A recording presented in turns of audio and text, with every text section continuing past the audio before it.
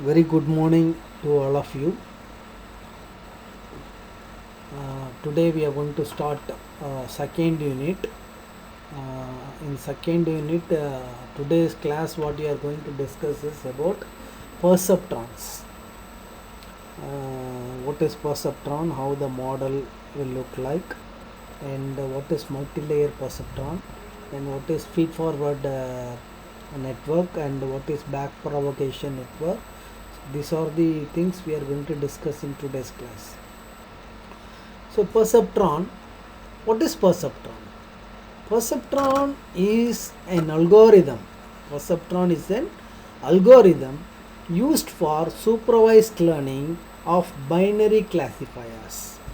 So when there is a need for classifying the binary inputs, if you want to classify something in binary, then we can go for this perceptron algorithm.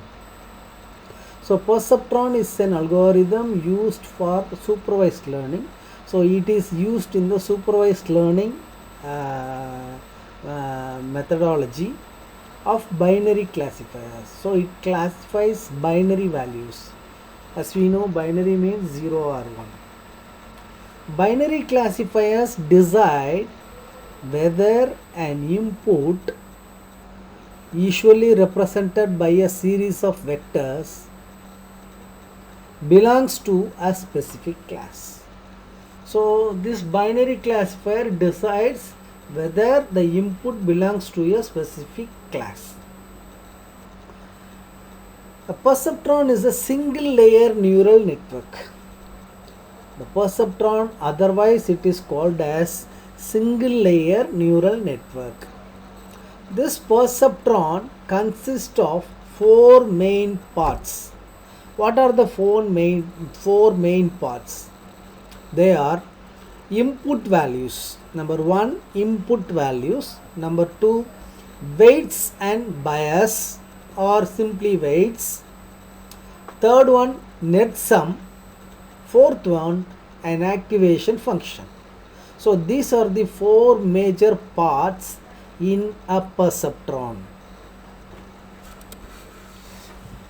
How does a perceptron work? The process, working of perceptron process begins by taking all the input values and multiplying them by their weights. So there will be input values and there will be weights. So all the input values are multiplied with the weight value. This is the first step in perceptron network. Then all of these multiplied values, now we have performed on multiplication, so we have got some multiplied values. So all of these multiplied values are then added together to create the weighted sum. So initially all the inputs are taken and multiplied with the weight values, number 1. Number 2, all the multiplied values are added, summed together to create the weighted sum. So in second process we have obtained weighted sum. Now third process, the weighted sum is then applied to the activation function, producing the perceptron's output. So in order to produce the perceptron output for classifying something, the obtained weighted sum in third process is then applied to the activation function. So the activation function will give you the output that is called perceptron output, which classifies something. The activation function plays the integral role of ensuring the output is mapped between the required values such as 0, 1 or -1, +1. So the activation function plays the integration, mathematical notation called integration. So it plays the integration uh, it also ensures, the activation function also ensures whether the required values are between 0 comma 1 or 1 comma plus 1. It is important to note that the weight of an input is indicative of the strength of a node. So it is important to note the weight of the input is indicative of the strength of a node. Similarly, an input's bias value gives the ability to shift the activation function curve up or down. So, the input bias value gives the ability to shift the activation function. The activation function curve will be there in the output. So, the curve goes up or down. Whether it goes up or it goes down, it is based on the input's bias value. So this is the perceptron, single layer perceptron, single layer neural network. See, in the blue line, in the blue colored circles are called inputs. First is the constant, number 1 is the constant that is initially given, and it starts from x1 is the weight, and x2, x3, x4, etc. till xn. So these are the inputs which are represented with blue circle. And coming to second one, the W's which are represented using the green square. W0, W1, Wn, W till Wn. So these are called weights. These are called weights which are represented using green square. And coming to third one, see this input, all the inputs x are multiplied with the weights, and that multiplication value result will be given to the summation process for producing the weighted sum. For producing the weighted sum in the next circle. And after producing the weighted sum, we know that it should be given to the activation function which plays the integration role. So it is given to the activation function. So the activation function then produces the output for classifying something. How does it work? All the inputs x are multiplied with their weights w. Let's call it k. Then second is add all the multiplied values and call them weighted sum. Then third, apply that weighted sum to the correct activation function. So there are 3 steps to be performed here. So we will see the steps one by one. First step, all the inputs x are multiplied with their weights w. Let's call it k. So all the inputs x1, x2, x3, x4, x5. We have taken 5 inputs here, and we have taken weight values w1, w2, w3, w4, w5. 5 weight values we have taken. So the x1 is multiplied with w1 weight, x2 is multiplied with the w2, x3 is multiplied with the w3, and x5 is multiplied with w5. Now multiplication is performed. So this multiplication value is given to the next step. What is the next step?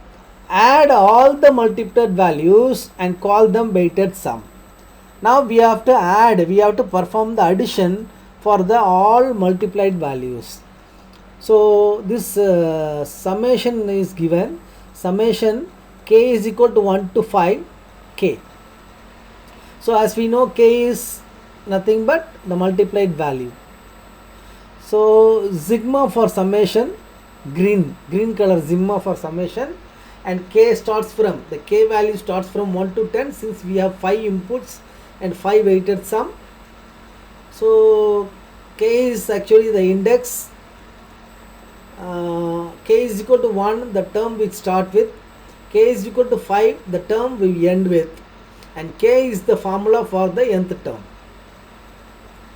Okay, so this is the second step. The activation function plays the integral role of ensuring the output is mapped between the required values such as 0, 1 or -1, +1. So the activation function plays the integration, mathematical notation called integration. So it plays the integration.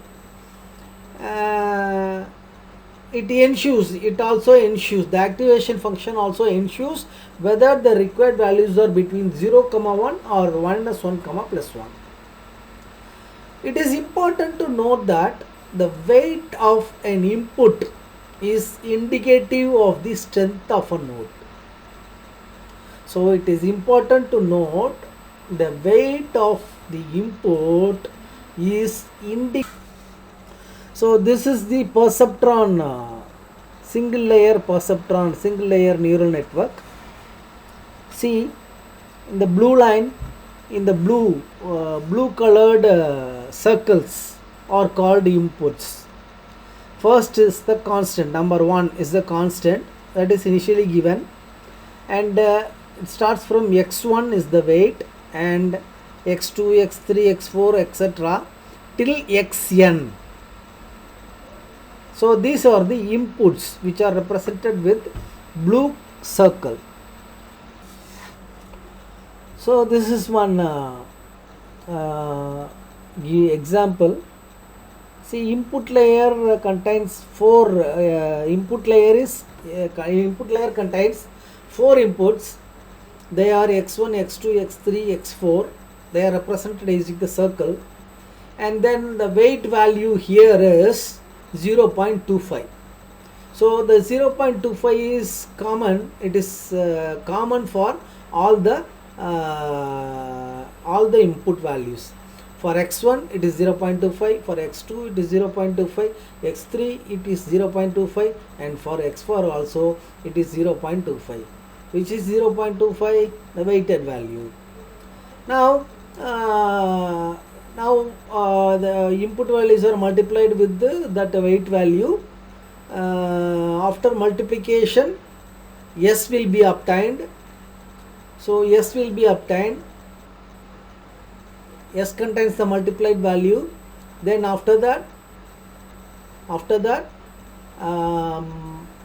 the sum is also performed, and after that the activation function will be given the weighted sum, and there if the S value is greater than -0.1, then the output will be +1. If it is false, then the value output will be -1. So if the output is +1, it indicates the category bright. If it gives the output -1, it represents the category, the output will be dark. Why do we need activation function?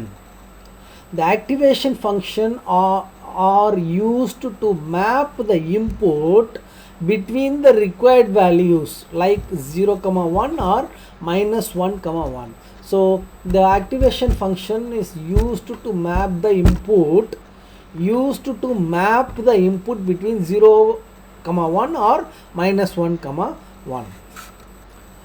Where we use perceptron. Perceptron is usually used to classify the data into 2 parts.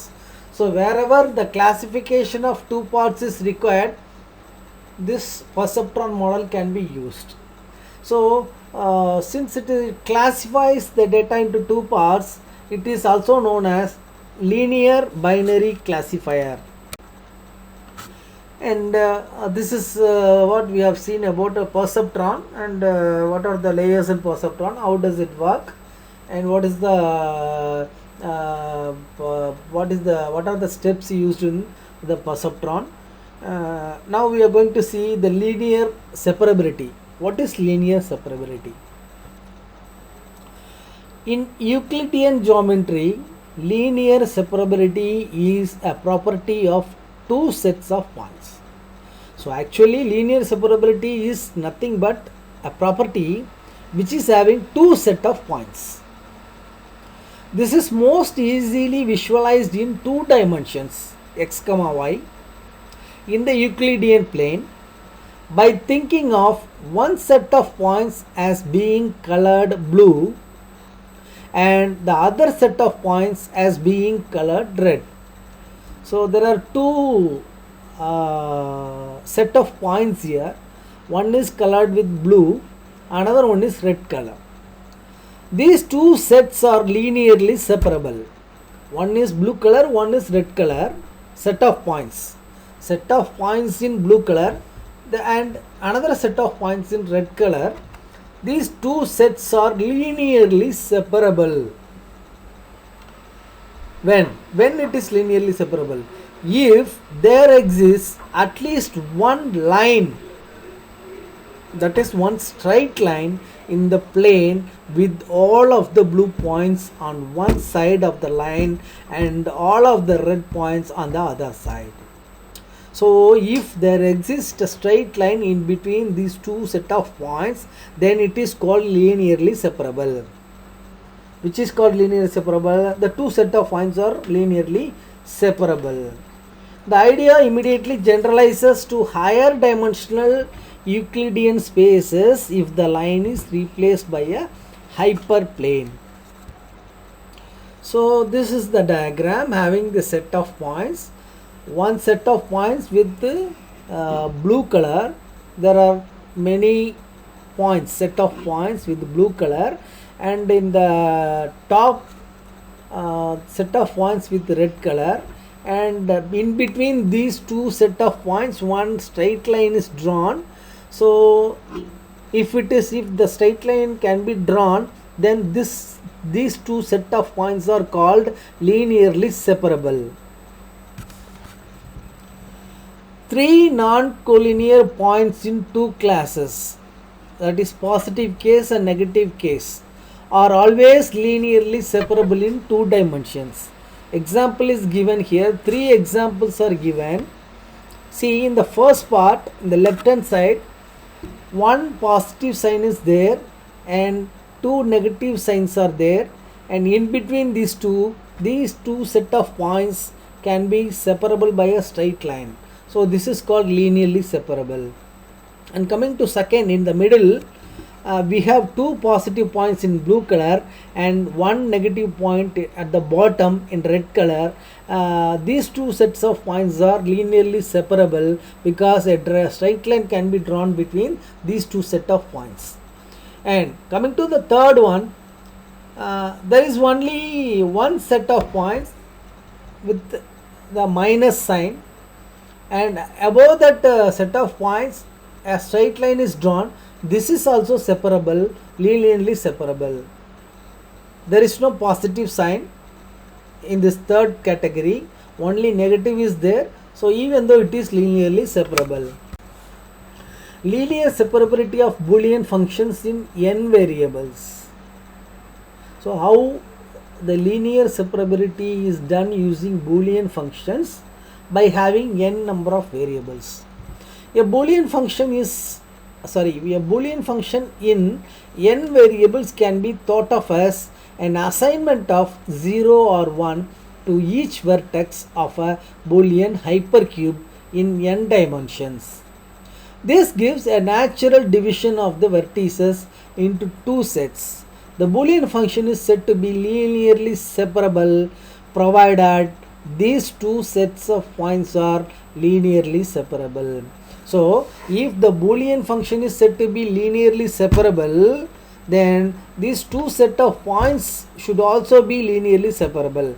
If the two sets of points are linearly separable, then the Boolean function for that points are also said to be linearly separable. The number of distinct Boolean function. How to find the number of Boolean functions required for the linear separability is obtained by a formula which is 2 power n, 2 to the power 2 power n. where n is the number of variables passed into the function. So how many number of variables passed to the function, based on that this formula is applied and the Boolean functions are decided. See here, number of variables starts from 2 to 9 and the Boolean functions, corresponding Boolean functions for that corresponding variables. If the number of variables are 2, then 2 power 2 power n, which is again 2. So 2 power 2 is 4 and 4 power 2 is 16. So there are 16 Boolean functions for the first one. If the number of variables are 3, 2 to the power 2 power 3. So 2 cube is 8, 2 cube is 8 and 2 power 8 is 256. So like that, the number of variables, based on the number of variables, the Boolean functions are obtained using the formula. Next, coming to next topic, linear regression. So far we have discussed about linear separability. Now we are going to see about linear regression. Linear regression is a machine learning algorithm based on supervised learning. So this is also an algorithm which is based on supervised learning. It performs a regression task. Regression models a target prediction value based on independent variables. So the point to be noted here is, regression models the target prediction value based on independent variables.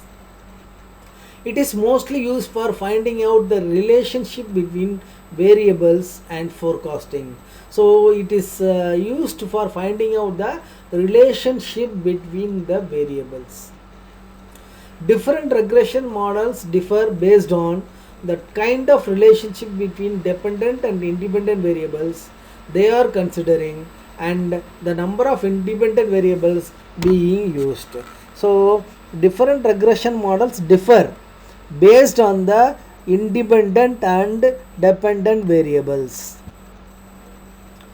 So one example is given for linear regression, where the x-axis contains 5, 10, 15, which is nothing but number of experience in years of an employee, of a person. Y-axis contains 50,000, 1 lakh and 1.5 lakhs. So it is nothing but the salary for the person. So based on the experience X, the salary Y is decided by putting the linear regression. X input is the work experience and Y output is the salary of a person. The regression line is the best fit line for our model. So we are using the regression line for this kind of salary and experience combination. Linear regression performs the task to predict a dependent variable value Y. Here Y, what is Y? In our example, the salary of a person, which is a dependent variable. So this dependent variable is based on a given independent variable X, which is the number of experience of a person. So this regression technique finds out a linear relationship between X and Y, that is input and output. Hence the name is called linear regression. Hypothesis function for linear regression. Y is equal to theta 1 plus theta 2 into X multiplied with X. While training the model, we are given X and Y. What is X? Input training data. What is Y? Labels to data. When training the model, it fits the best line to predict the value of Y for a given value of X. So it predicts Y value based on the X value. The model gets the best regression fit line by finding the best theta 1 and theta 2 values, where theta 1 is they called intercept and theta 2 is called coefficient of x value. X is the independent value here, y is the dependent value here. So cost function in linear regression, which is referred with the symbol letter J, capital J. By achieving the best fit regression line, the model aims to predict y value such that the error difference between predicted value and the true value is minimum. So the model aims to predict the y value, which is the number of salary of a person, such that the error difference between the predicted value and the true value should be minimum. So it is very important to update the theta 1 and theta 2 values to reach the best value, which is the error between the predicted value and the true y value. Cost function J of linear regression is the root mean squared error between predicted y value and true y value. So cost function of a linear regression is the root mean squared error of the predicted y value and the true y value, which is given by using the formula J.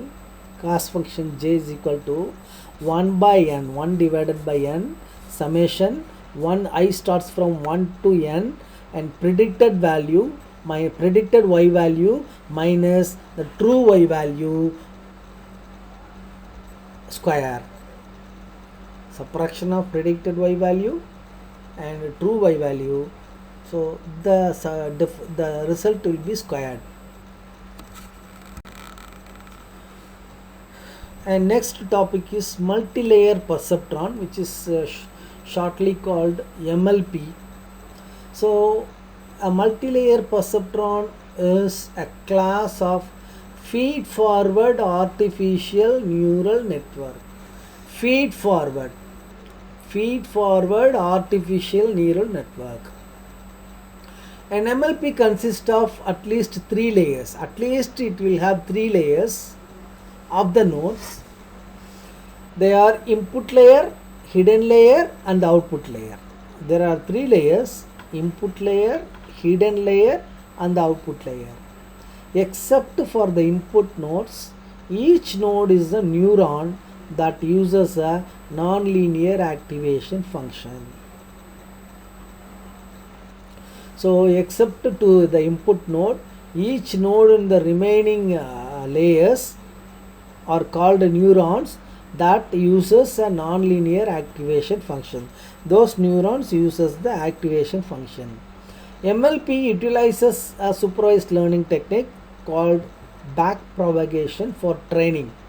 So MLP utilizes a technique called backpropagation for training the samples. Its multiple layers and nonlinear activation distinguish MLP from a linear perceptron. So the number of layers and the nonlinear activation function distinguishes the MLP from the linear perceptron, whether it is linear or non-linear. It can distinguish data that is not linearly separable. So it can also distinguish the data which is not linearly separable.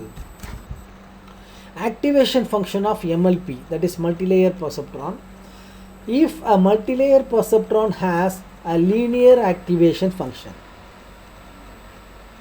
if it has a linear activation function in all neurons, that is a linear function that maps the weighted inputs to the output of each neuron, then linear algebra shows that any number of layers can be reduced to a 2-layer input-output model.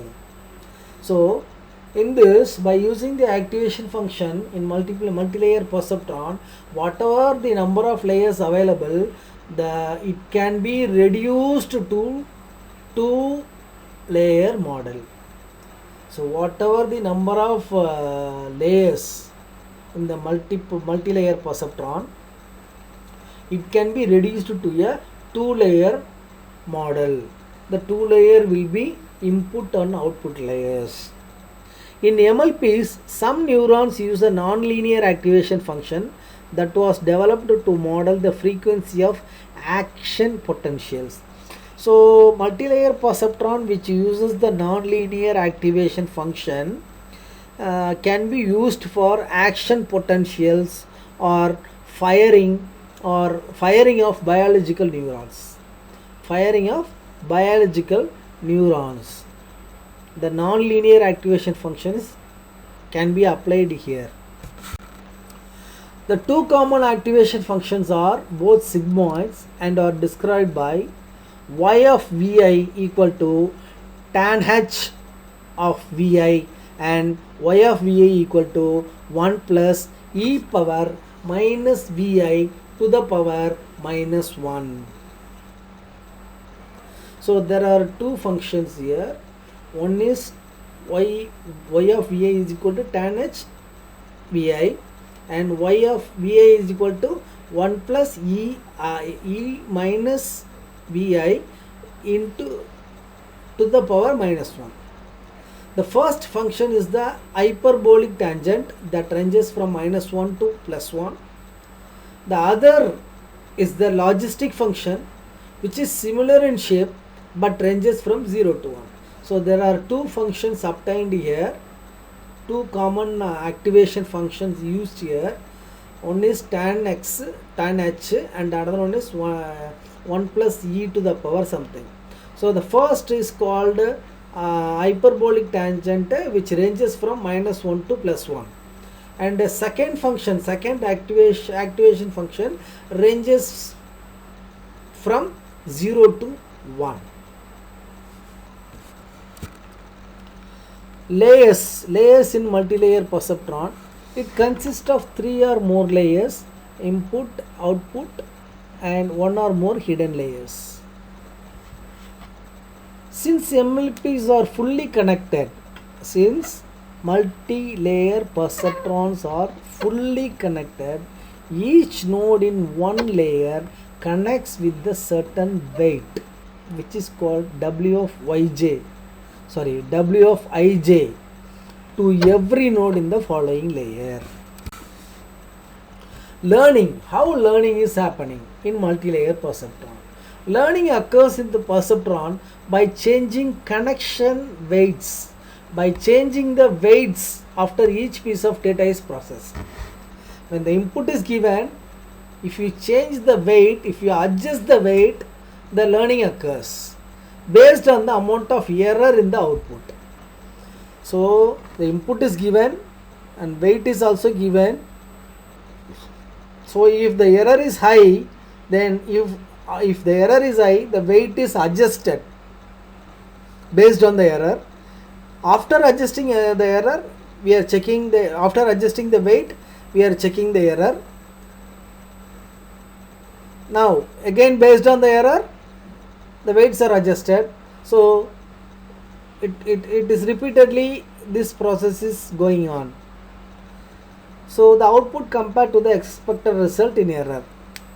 So this is an example of supervised learning and it is carried out through backpropagation, a generalization of the least mean squares algorithm in the linear perceptron.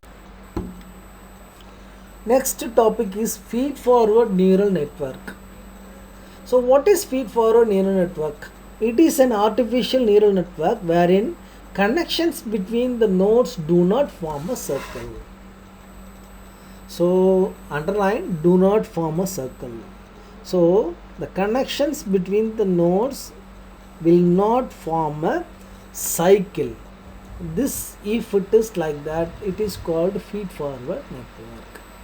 In this network, the information moves in only one direction, that is forward direction, from input node to output node through hidden node.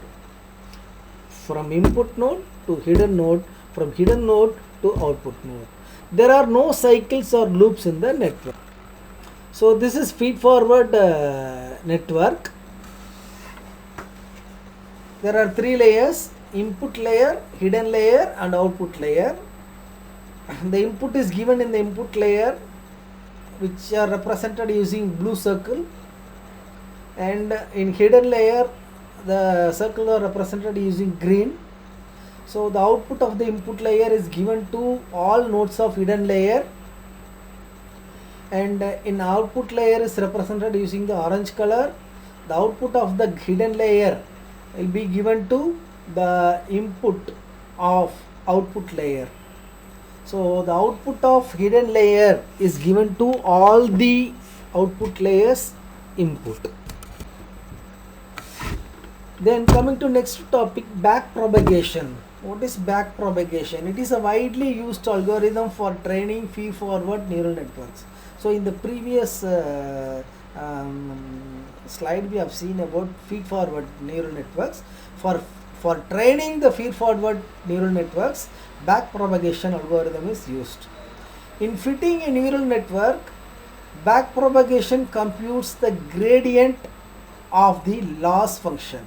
So the gradient is computed of the loss function with respect to the weight of the network for single input and output example. The backpropagation algorithm works by computing the gradient of the loss function with respect to each weight of the chain rule. So the backpropagation algorithm works by computing the gradient of the loss function with respect to the weight value. It computes the gradient one layer at a time, iterating backward from the last layer to avoid redundant calculations of intermediate terms in the chain rule. So this is an example of dynamic programming. It computes the gradient one layer at a time, iterating from backward to the front node, backward to the input node. Cost function J of linear regression is the root mean squared error between predicted y value and true y value. So cost function of a linear regression is the root mean squared error of the predicted y value and the true y value, which is given by using the formula J.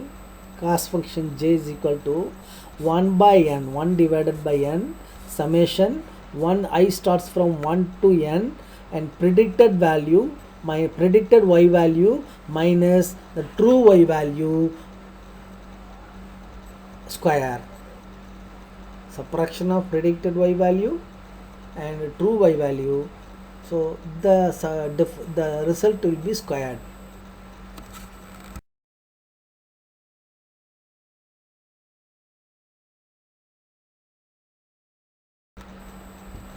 For each neuron J, its output Oj is defined as psi of net J equal to psi of summation k1 to n wkj into ok, where the activation function is non-linear and differentiable. So this is how the backpropagation network looks like. See that the input layer number 1 is the input layer, number 2 is the hidden layers, number 2 to some numbers are there, some here 2 to we can have any number of hidden layers here in between input layer and output layer. So number 1 is input layer, number 2 is hidden layer, number 3 is the output layer. So input layer contains x values, hidden layer contains w values. See, the output of input layer is connected to all the nodes of hidden layer. The output of hidden layer is connected to all the nodes of output layer. So in output layer, the difference in desired value is produced, and based on the error obtained,